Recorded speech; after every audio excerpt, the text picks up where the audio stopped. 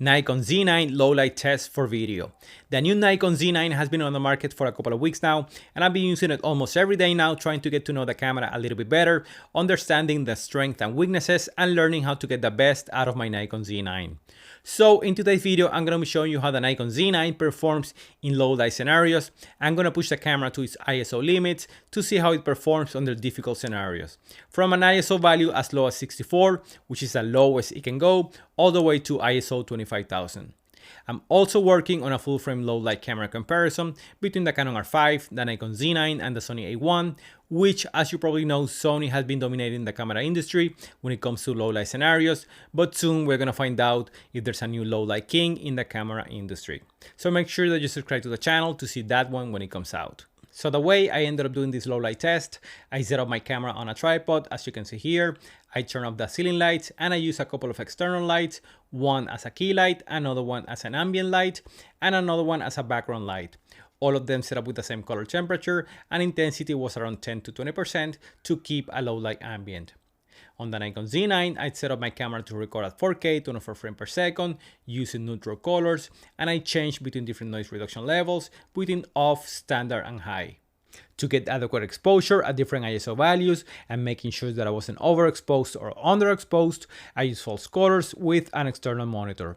And also I use the waveforms to get around 50% on the middle gray bar, exposing to the middle. So what I'm going to be looking for here is how much noise and grain you can see at different ISO values, but also I want to see if there's any color shifting or weird artifacts at higher ISO levels. And to see what is the cleanest value that you can use with this particular picture profile, which to me represents the beautiful Nikon colors they have to offer. So let's check it out.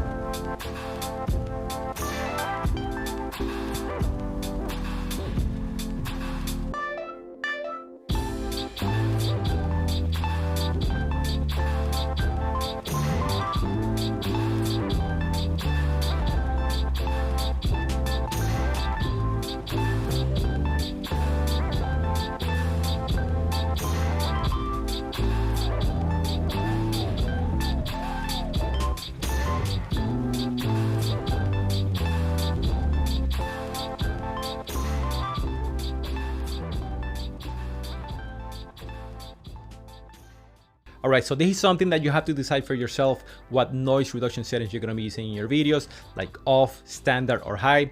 But what I noticed after comparing those three camera settings and to get the most clear image with the least amount of digital noise is that when using noise reduction off between ISO 1000 and anything below 3200, it's actually pretty clean and very usable. More than that, anything above 3200 and you're going to notice some grain in your footage for sure.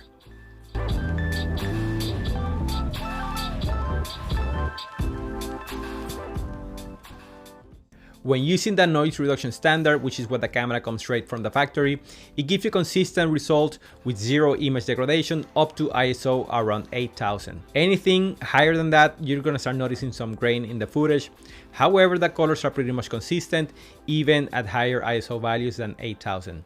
If for some reason you have to go to ISO 10,000 using the noise reduction standard, that actually is still pretty usable, and the noise pattern, even though it's visible, is still very fine, and you still can use it for online content. And lastly, if you're going to be using the noise reduction high, actually give you good results up to ISO 12,800. Anything higher and you're going to notice a little bit of blurring, a little bit of image degradation, and some type of resharpening. And the footage looks like the camera is messing around with your highlights, the blacks, and the shadows.